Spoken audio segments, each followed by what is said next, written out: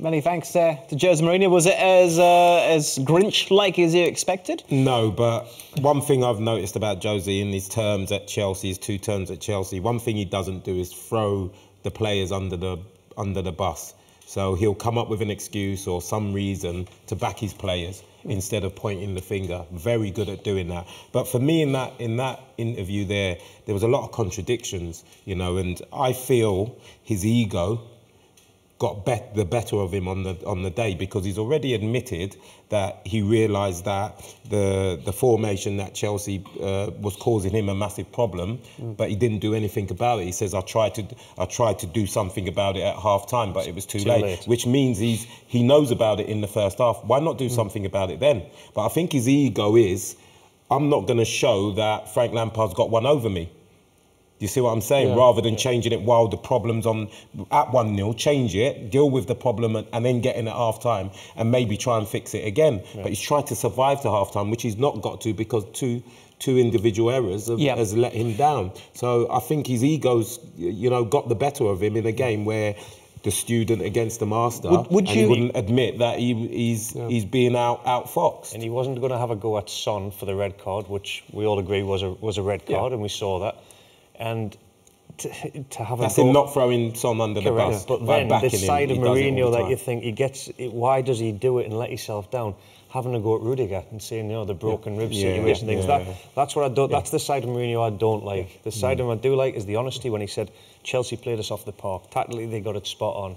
And like Frank said, he always tries to sugarcoat what it is. Before that interview, I said that, in my opinion, Rudiger overreacted, and I think he did. Yeah.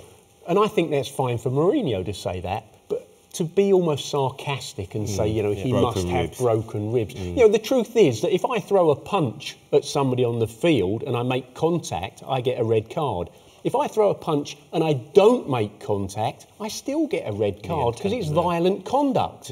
So whether Sonny kicks him really hard or actually brushes his foot past him in that aggressive manner, it's the same outcome. It's a red card. So coaches, managers sometimes baffle me. I think a little bit more honesty at times from them would be most welcome. Yeah. If you were a player, wouldn't you have preferred Jose Mourinho said what he did there to cover you?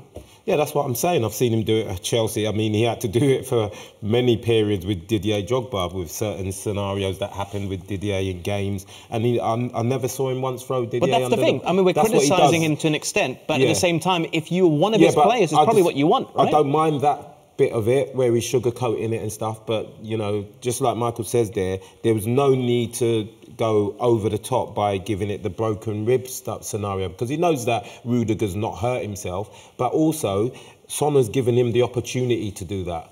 That's down to Son. That isn't down to Rudiger. He's saying if the referee gives a foul against Son, the situation happened before the referees even got an opportunity to do anything, like to give a foul against Rudiger for just nudging him, by the way, to see the ball out for throwing. So for me, you know, he's not got a leg to stand on there.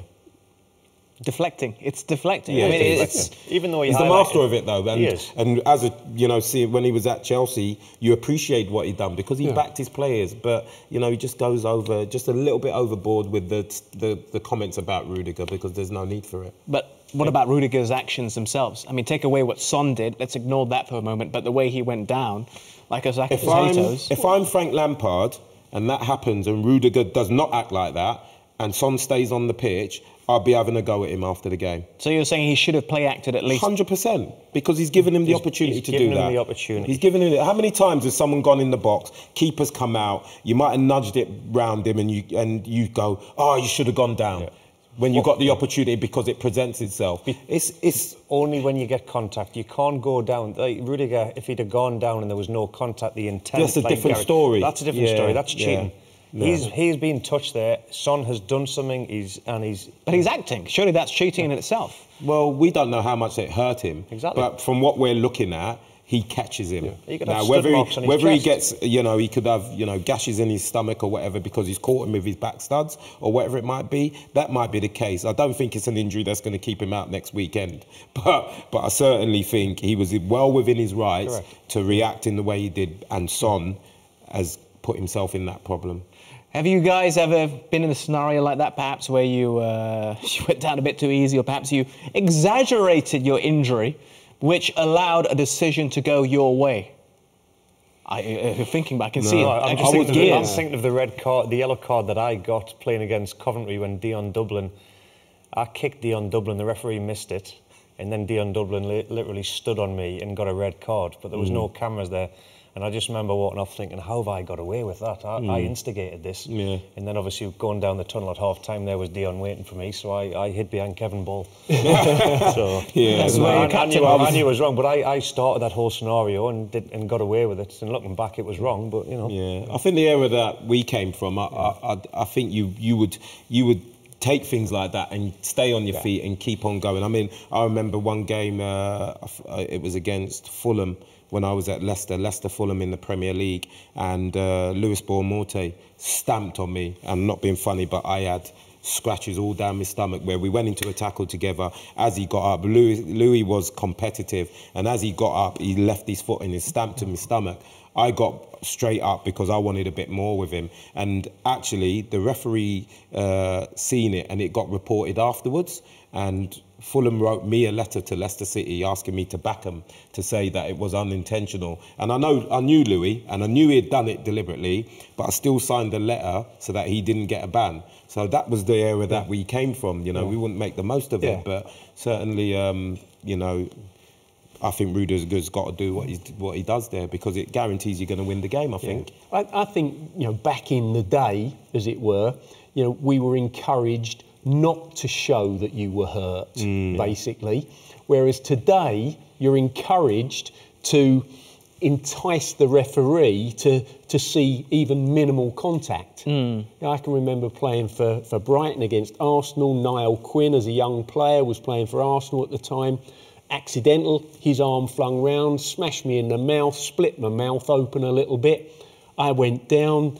The physio came on and treated me. At half-time, my manager, who was Alan Mullery at the time, who used to play for Spurs, played for England, he looked at me and said, don't ever go down for a little scratch like that. So, you know, totally different approach. I don't want you showing people you're hurt. Yeah, exactly.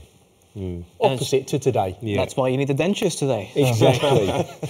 Just joking. I got to ask, though, I mean, Robbie Savage, I remember watching him. He would go down a bit easy at times. He would make a meal out of certain things. Did it come across that way to you? You're laughing right now because you probably know what I'm saying might be accurate. He was quite theatrical, Robbie, but I think because of the long blonde hair and all that, it made it look worse than it was as well. But, you know, even in that squad and that spirit that we had in that Chelsea team, there were some tough guys in there when you think about your Matt Elliott's, your Steve Walsh's. Your Leicester side, you said Chelsea, Sorry, the Leicester side. Your Jerry Taggart's, your Neil Lennon's. We had some tough guys in there. And I tell you, we would probably give him stick in the change rooms. Yeah, we probably would. If he overdone something that we thought that would harm our reputation as being a team that were the new Wimbledon sort of thing. We prided ourselves on our spirit in our team, and I think that's why we done as well as we did in the Premier League. If we thought that would harm our image,